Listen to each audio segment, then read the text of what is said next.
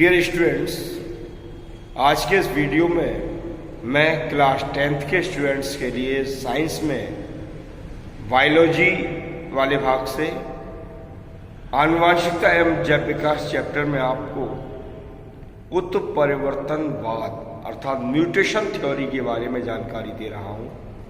Mutation theory है क्या?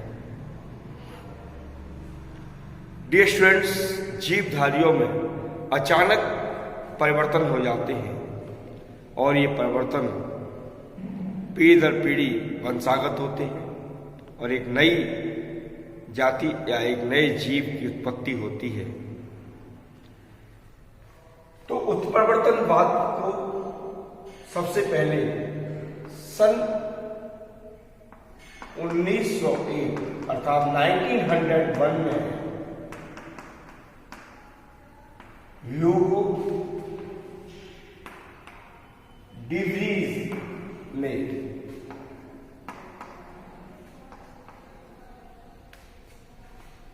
प्रस्तुत किया।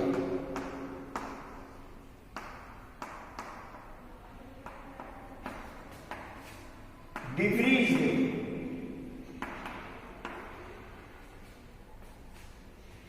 उत्परिवर्तन का अध्ययन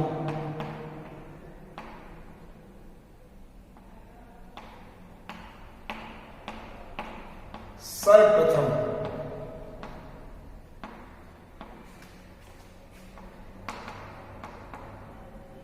इवनिंग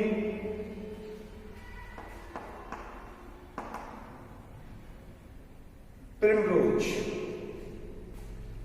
अर्थात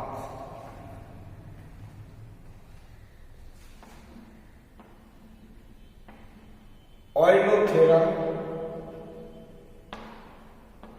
लेमार्कियाना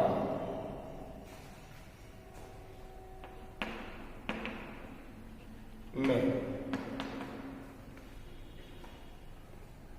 किया,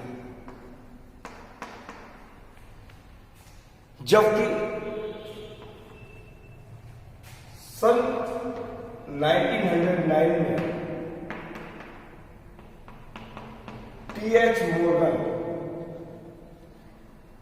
ने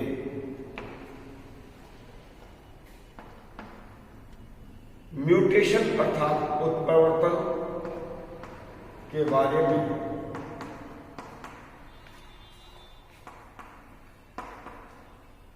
जानकारी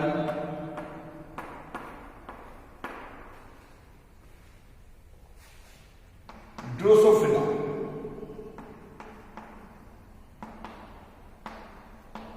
अर्थात फल मक्खी में प्राप्त किया। तो डी व्रीज ने म्यूटेशन थ्योरी का अध्ययन इवनिंग प्रिमरोज या ऑयलोथेरा लेमार्कियाना नामक पौधे में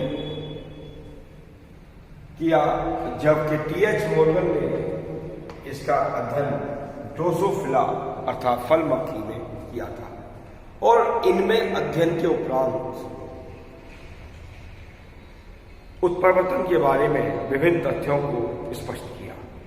चूंकि टी.एच. मॉर्गन से बिफोर डी व्रीज ने इसको प्रस्तुत किया, इसलिए डी व्रीज को इसका जनक कहा जाता है और यह बताया कि जीवधारियों में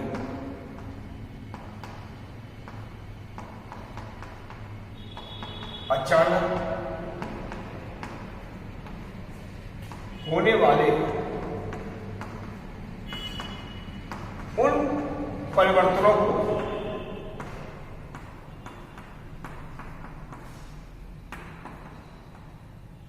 जो किसी भी जीवधारी का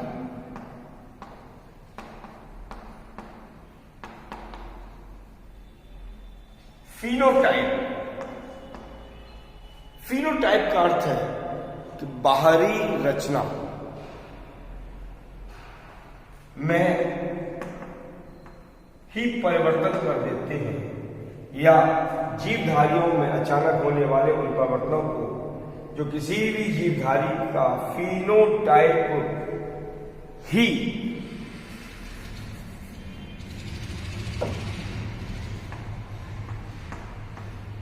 परिवर्तित कर देते हैं।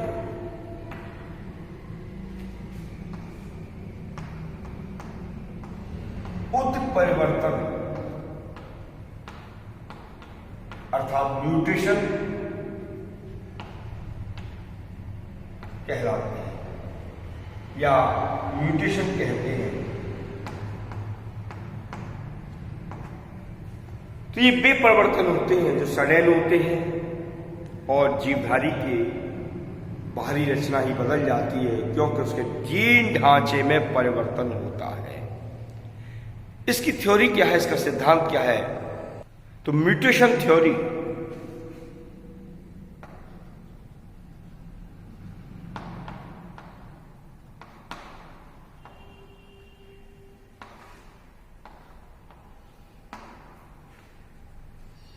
डिवरीज ने इस म्यूटेशन थ्योरी में बताया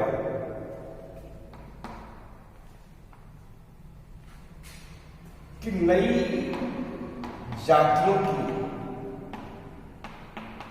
उत्पत्ति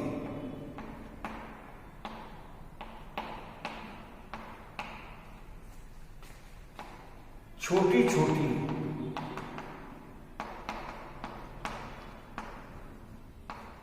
क्रमिक विभिन्नता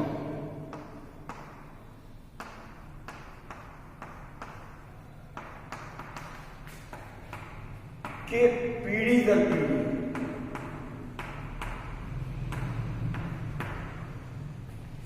एक्यूमुलेशन अर्थात संचय से नहीं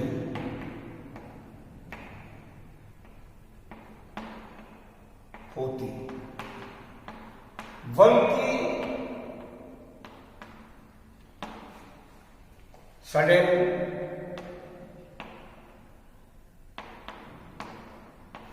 म्यूटेशन अर्थात उत्परिवर्तन के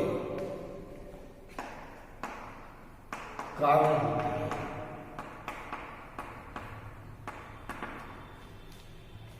दूसरा सिद्धांत यह था कि जाति का वह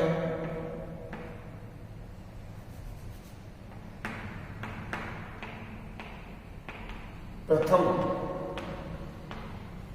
मेंबर या सदस्य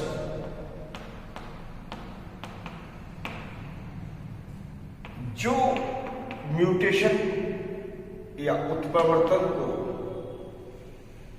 शो करता है,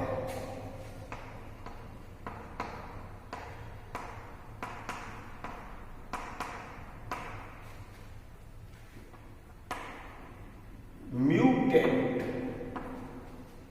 अर्थात उत्परिवर्ती कहलाता है। जो थर्ड बात बताई गई थी कि म्यूटेशन या उत्परिवर्तन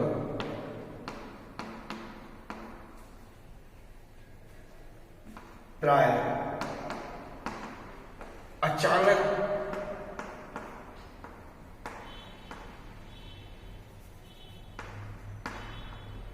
होते हैं और जीवधारी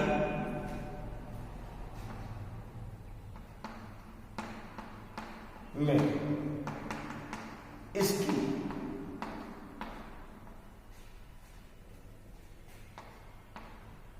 प्रवृत्ति अर्थात नेचर प्राकृतिक रूप से होती है।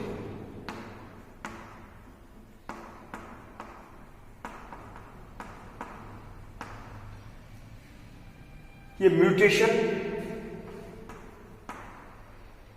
लाभदायक और हानिकारक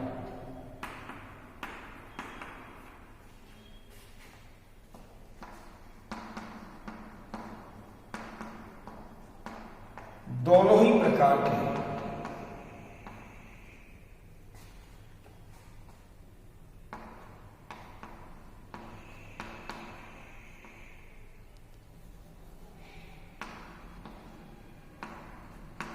होते हैं। वे म्यूटेशंस जो जीवन यापन में, लाइफ के सरवाइव करने में हेल्पफुल होते हैं, लाभदायक म्यूटेशंस कहलाते हैं, और जो लाइफ को बिताने में मदद नहीं करते या हानिकारक सिद्ध होते हैं, उन्हें हम हानिकारक उत्परिवर्तन कहते हैं। फोर्थ स्टेप, एक जनक से कई जातियां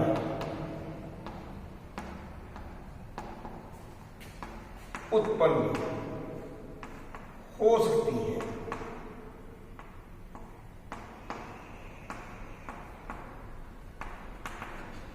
अर्थात एक ही जनक या पूर्वज में जब म्यूटेशन होते हैं तो उससे एक से अधिक जातियां उत्पन्न हो जाती हैं या की जा सकती हैं। एक और विशेष थ्योरी का स्टेप है कि म्यूटेशन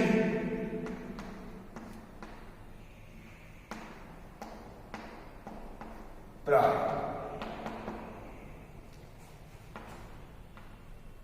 किसी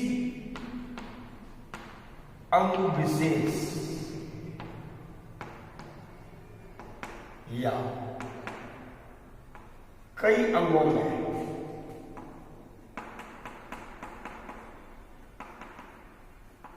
हो सकती है, और जब म्यूटेशन किसी अंग विशेष या कई अंगों में होते हैं तो उसकी क्रियाएं प्रभावित होती हैं, अर्थात विभिन्न प्रकार से परिवर्तन दिखाई देता है। अर्थात जीवधारी के अंग या तो विकसित हो जाते हैं या फिर विलुप्त हो जाते हैं उत्परिवर्तन की क्रिया के फलस्वरूप। अब मैं आपको इसके कॉजेज बता रहा हूं कि ये म्यूटेशंस किस कारण से उत्पन्न होते हैं। देखिए, म्यूटेशंस के क्रिएट होने के या उत्पन्न होने के दो कारण हो सकते हैं, एक प्राकृतिक कारण और एक कृत्रिम कारण। तो सबसे पहले मैं प्राकृतिक कारणों की बात कर रहा हूं।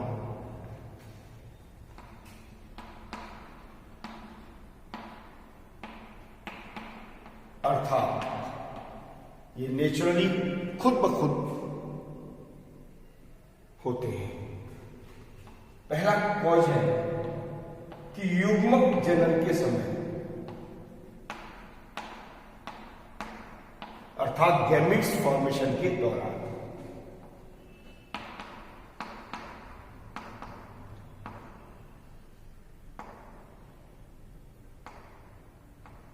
गुणसूत्र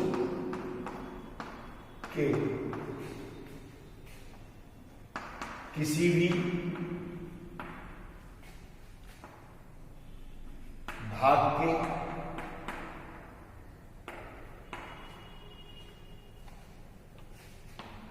टूटकर अलग हो जाने या गलत स्थान से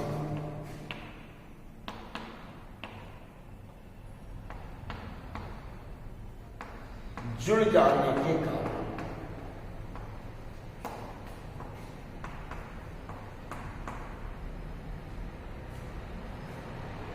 म्यूटेशन हो जाती है।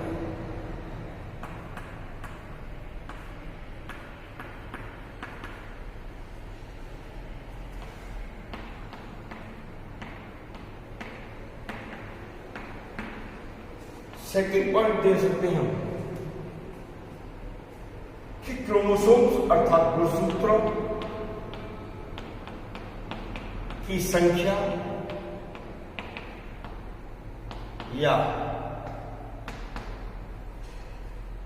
साइज अर्थात आकार में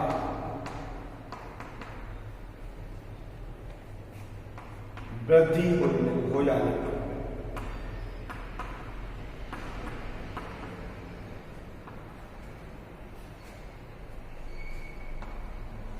म्यूटेशंस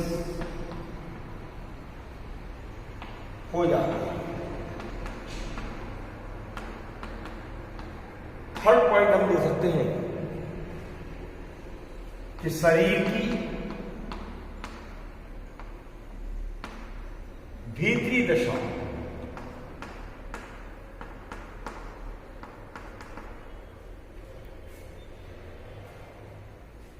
जैसे हार्मोन्स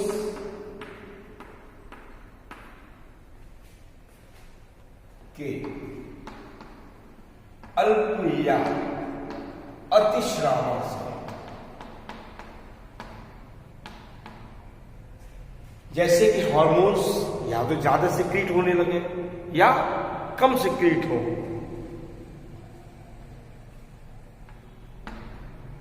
इसके अतिरिक्त जो शरीर में मेटाबॉलिक एक्टिविटीज होती हैं, अर्थात उपापचय क्रियाओं में त्रुटि के कारण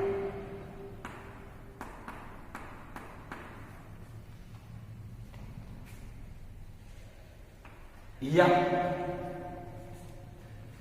शरीर के ताप के अचानक बढ़ जाने से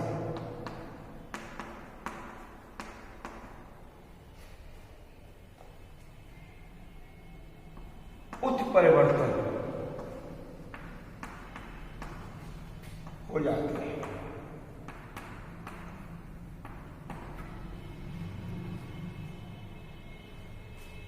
फोर्थ पॉइंट दिया जा सकता है कि वातावरणीय दशाओं जैसे कि सूर्य से आने वाली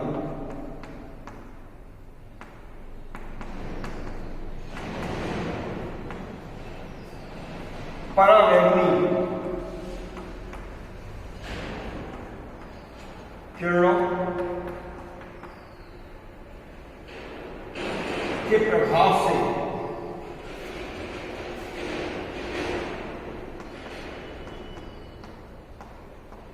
उत्परिवर्तन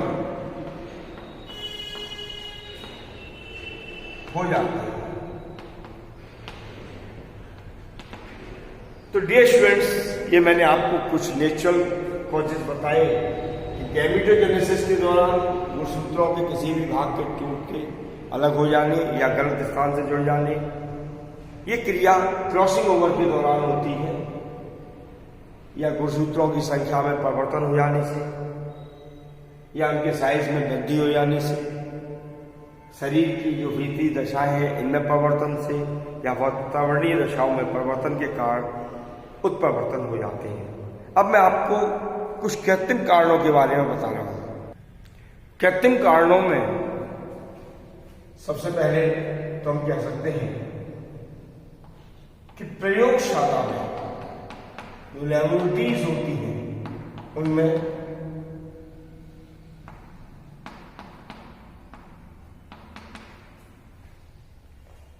विभिन्न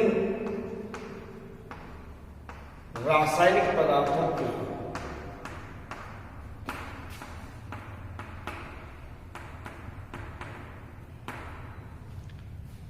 उपयोग से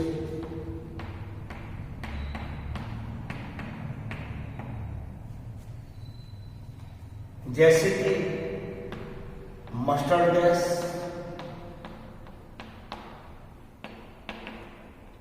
इसके अलावा N-ब्यूटाइल मीथेनॉल,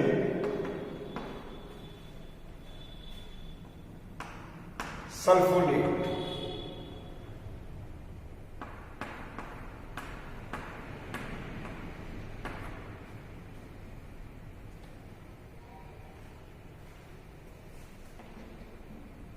उत्परिवर्तन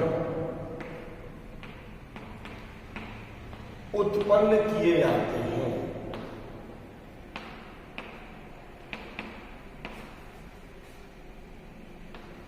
जब न्यू स्पीशीज अर्थात नई जातियों का विकास करना होता है तो उत्परिवर्तन की क्रिया प्राय लेबोरेटरी में संपादित की जाती है। इसके अतिरिक्त एक और कॉज दिया जा सकता है कि अल्फा, बीटा, गामा, एक्स और कॉस्मिक किरणों के उपयोग से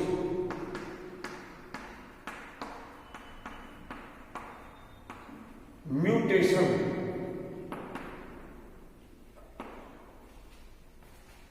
उत्पन्न किए जाते हैं।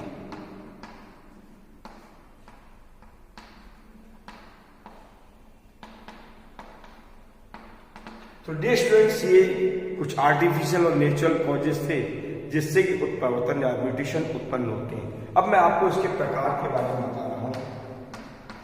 म्यूटेशन दो प्रकार के होते हैं। नंबर 1 क्रोमोसोमल अर्थात गुणसूत्रीय उत्परिवर्तन।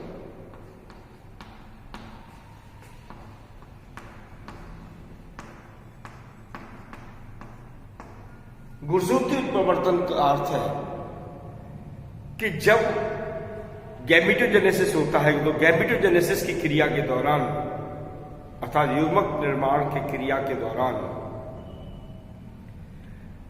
जब क्रॉसिंग ओवर की क्रिया होती है तो गुणसूत्र का कोई भी भाग टूटकर या तो अलग हो जाए या गलत स्थान से जुड़ जाए, तब ये उत्परिवर्तन संभव हो जाते हैं। दूसरा प्रकार है जीनी उत्परिवर्तन।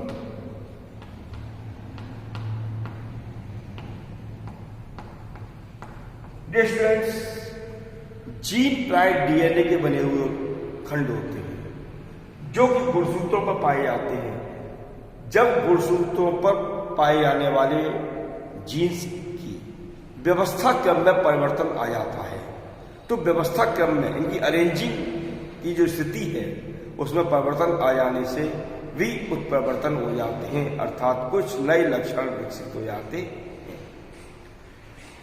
इन म्यूटेशंस का, इन उत्परिवर्तनों का जैव विकास में क्या महत्व है? ह्यूगो डीवीज के अनुसार उत्परिवर्तन से नए लक्षणों का विकास होता है। ये उत्परिवर्तन प्राकृतिक रूप से होते हैं और इन उत्परिवर्तनों की स्थिति या तो किसी अंग विशेष में या कई अंगों में एक साथ देखी जा सकती है। तो डार्विन के द्वारा दिए गए डार्विनिज्म या डार्विनवाद में यह बताया गया था कि विभिन्नताएं पीढ़ी दर पीढ़ी पहुंचती हैं और ये बाद में स्थायी हो जाती हैं जिससे नई जाति का विकास होता है।